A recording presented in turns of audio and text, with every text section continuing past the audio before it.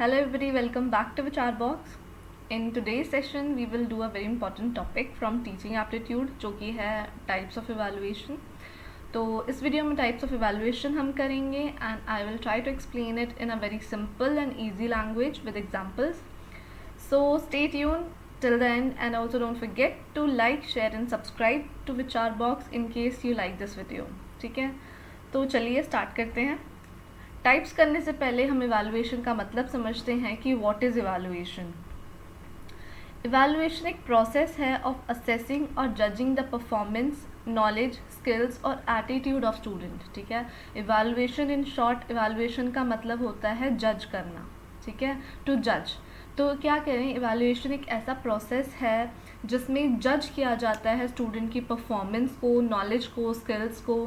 ठीक है, और ये हेल्प करता है, it helps a teacher understand क्या चीज़ें, what the student has learn, एक स्टूडेंट ने कितना लर्न किया है, how much progress has been made. ठीक है, प्रोग्रेस कितनी करी गई है, एंड व्हाट नीड्स इम्प्रूवमेंट. मतलब अगर स्टूडेंट किसी एरियाज़ में डिफ़िकल्टी उसको आ रही है स्टूडेंट को, तो उसको कैसे इम्प्रूवमेंट लाई जाए. ठीक है, व्हाट नीड्स इम्प्रूवमेंट.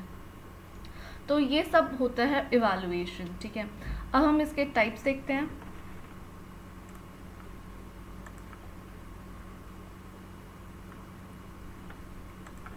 हाँ जी, तो सबसे पहले हम देखते हैं फॉर्मेटिव इवैल्यूएशन क्या होता है. तो फॉर्मेटिव इवैल्यूएशन को इंटरनल असेसमेंट भी कहते हैं या फिर असेसमेंट फॉर लर्निंग भी बोलते हैं. This is very important. कई बार एग्जाम में डायरेक्ट क्वेश्चन आ जाता है कि असेसमेंट फॉर लर्निंग क्या है, तो ऑप्शंस होंगे formative, summative and all that.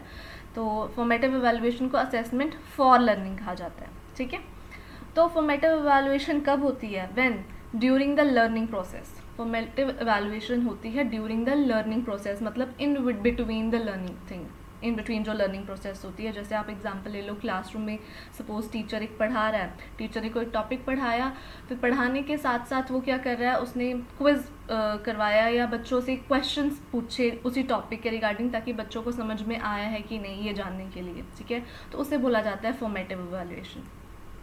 इसका पर्पस होता है टू इम्प्रूव. ठीक है, फॉर्मेटिव इवैल्यूएशन का पर्पस होता है टू इम्प्रूव. इसका आप एग्जांपल देखिए, a teacher gives a weekly quiz to see how students are doing और asking oral questions during class to check understanding. मतलब क्लास में ओरल क्वेश्चंस पूछ रहे हैं ताकि पता लगे कि बच्चे को कितना समझ में आया है. ठीक है, तो मैं आपको इन शॉर्ट बताऊँ, फॉर्मेटिव इवैल्यूएशन में क्या होता है, स्टूडेंट्स जो होते हैं उनको फीडबैक दिया जाता है. स्टूडेंट्स को फीडबैक दिया जाता है कि उनकी मतलब बेसिकली कि वो किन एरियाज़ में लैक कर रहे हैं. जैसे कि सपोज़ आप जैसे एग्जांपल ले लो, यूनिट टेस्ट जो होते हैं. ठीक है, जो यूनिट टेस्ट कंडक्ट कराए जाते हैं, ये MSTs कह लो, मिड सेमेस्टर्स जो होते हैं, वो किसी लिए क्यों कंडक्ट कराए जाते हैं, वो भी एक एग्जांपल है फॉर्मेटिव इवैल्यूएशन का. वो क्यों कंडक्ट कराए जाते हैं, ताकि पता लगे कि बच्चा जो है वो किन किन एरियाज़ में लैक कर रहा है, ताकि बच्चा उसमें इम्प्रूवमेंट ले आ. ठीक है, इसमें जो फॉर्मेटिव इवैल्यूएशन होता है, इसका मेन फोकस किस पे होता है, इम्प्रूवमेंट पे. ठीक है, इसका मेन फोकस होता है इम्प्रूवमेंट में. करेक्ट, समझ में आया. आगे देखिए क्या लिखा है, formative evaluation is like a doctor doing regular checkups to ensure you are healthy. तो क्या कह रहे हैं, फॉर्मेटिव इवैल्यूएशन किसकी तरह होती है, जब एक डॉक्टर रेगुलर चेकअप्स करता है टू इंश्योर कि आप हेल्दी हो कि नहीं, उसे बोला जाता है formative evaluation. I hope so आपको समझ में आ गया होगा. अगला देखते हैं हम टाइप.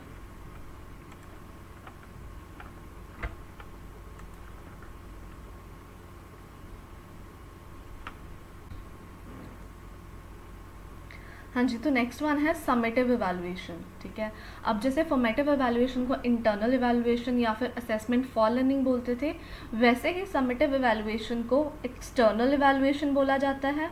ठीक है, एक्सटर्नल इवैल्यूएशन या फिर असेसमेंट ऑफ लर्निंग. ठीक है, असेसमेंट ऑफ लर्निंग बोला जाता है. और ये कब होती है, at the end of the course. ठीक है, जैसे फॉर्मेटिव कब होती थी, ड्यूरिंग द लर्निंग प्रोसेस. ये कब होती है, at the end of the course, जैसे कि आपके फाइनल एग्जाम्स होते हैं. ठीक है, एंड में पर्पस क्या होता है? To assess the overall performance. जैसे एग्जाम्पल लिखे हैं, फाइनल एग्जाम्स हो गए, आपके एनुअल स्कूल एग्जाम्स हो गए। UGC net itself is a summative examination evaluation. जैसे कि अभी आप जो यूजीसी नेट का आपका एग्जाम होता है वो क्या है? एक समेटिव इवैल्यूएशन, जो क्या होता है? एक एंड ऑफ द कोर्स होता है, ठीक है, जिसमें क्या दिए जाते हैं? आपको ग्रेड्स दिए जाते हैं, आपको मार्क्स दिए जाते हैं। और बेसिकली जो समेटिव इवैल्यूएशन है, इसका जो फोकस होता है, ठीक है, इसका जो फोकस किस पे होता है? आउटकम पे, आउटकम ऑफ द प्रोग्राम, ठीक है। जो समेटिव इवैल्यूएशन है, इसका फोकस किस पे होता है? आउटकम ऑफ द प्रोग्राम पे, करेक्ट। लिखा है, think of this as a final report card. जैसे आपका फाइनल रिपोर्ट कार्ड जब आता है वो आपको क्या दिखाता है? It shows what the student has learn at the end of the terms. जो आपको मार्क्स मिलते हैं फाइनल रिपोर्ट कार्ड में, उससे क्या पता लगता है कि बच्चे ने कितना लर्न किया था और पूरे साल में, ठीक है। तो उसे बोला जाता है summative evaluation.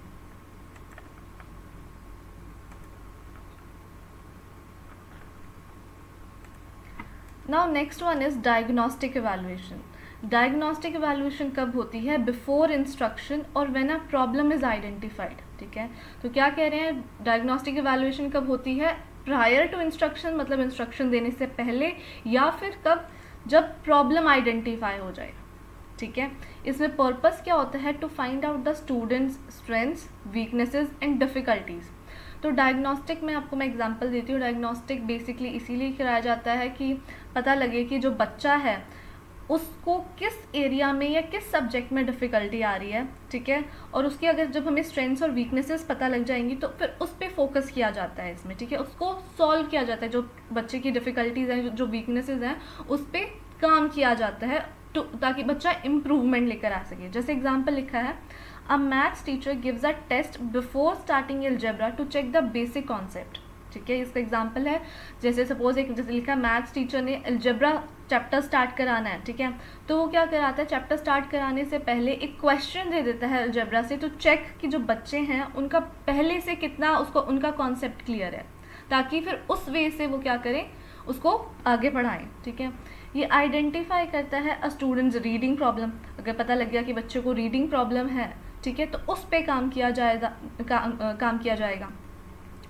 Diagnostic evaluation is like a medical test that tells you exactly what's wrong so that the treatment can begin. तो क्या लिखा है? डायग्नोस्टिक इवैल्यूएशन किसकी तरह होती है? मेडिकल टेस्ट की तरह होती है, जिसमें जब आप जैसे आप टेस्ट करवाया, तो आप में जो भी वीकनेसेस आई, जो भी कमियां आई, सपोज आपका CBC कम है या वॉट एवर जो भी कम है, तो उससे क्या होगा? आपको पता लग गया कि मेरी ये कमियां हैं, तो आप क्या करते हो? उन पे काम करते हो कि अच्छा मेरा CBC कम है तो मैं इसको इस तरह से सही कर सकता हूँ। तो आप अगर आपको जब आपकी कमियां पता लगेंगी तभी आप उस पर काम करोगे, ठीक है। तो उसे कहा जाता है डायग्नोस्टिक इवैल्यूएशन, करेक्ट। नेक्स्ट देखते हैं अब,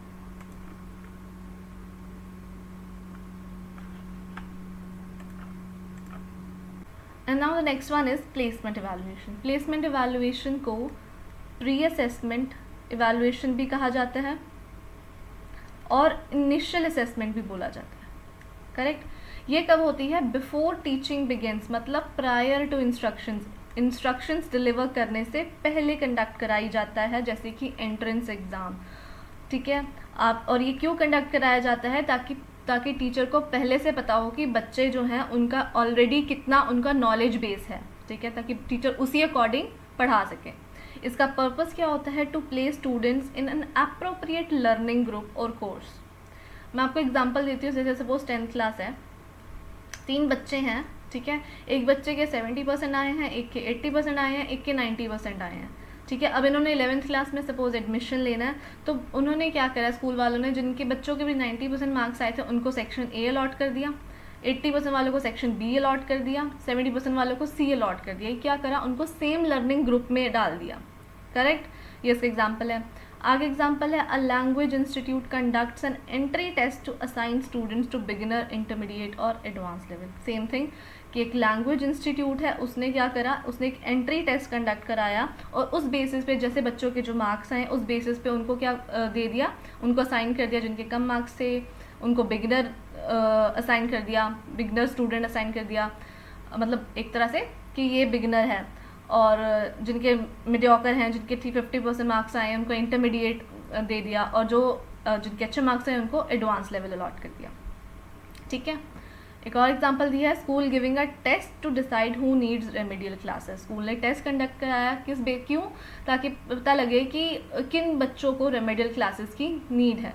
ठीक है, this helps the teacher place the student at the right point, at the right starting point. I hope समझ में आ गया आपको प्लेसमेंट एवेल्युएशन क्या होता है। इन शॉर्ट समझाऊँ तो प्लेसमेंट एवेल्युएशन क्या होता है, ये प्रायर टू इंस्ट्रक्शंस होता है। ठीक है, इंस्ट्रक्शन देने से पहले कराया जाता है। टीचर ये इसीलिए कराता है ताकि उनको पता लग जाए कि बच्चे का ऑलरेडी कितना बेस है। ठीक है, फिर उस वे पे वो teacher keeping that in view वो बच्चे को पढ़ा सके उस। ठीक है, आगे चलते हैं अब।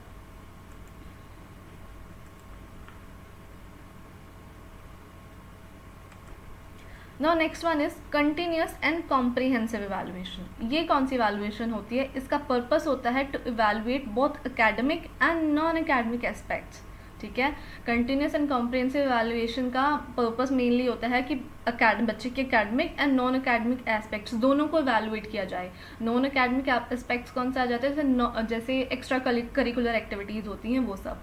इसमें एग्जांपल्स दिए हैं, एक्टिविटीज़ लाइक ग्रुप डिस्कशंस, बच्चे को ग्रुप डिस्कशंस में ऐड करना, projects, class participations, behaviour and sports performances. Clear, ये इंट्रोड्यूस किया था CBSE ने to reduce the exam pressure and focus on all round development of students. जो कंटिन्यूस एंड कॉम्प्रिहेंसिव इवैल्यूएशन है ये बच्चे की ऑल राउंड डेवलपमेंट पे फोकस करता है।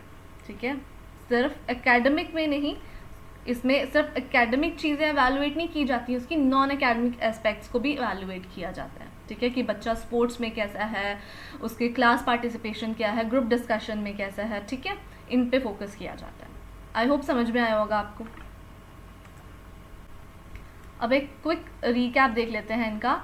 फॉर्मेटिव एवेल्युएशन कब होती है, ड्यूरिंग द लर्निंग प्रोसेस। ठीक है, ड्यूरिंग द लर्निंग प्रोसेस, जैसे कि क्विज करवा के, ठीक है, कोई भी यूनिट टेस्ट से, ठीक है, इन सब से, ओरल टेस्ट से, ये सब इसके एग्जाम्पल्स हैं।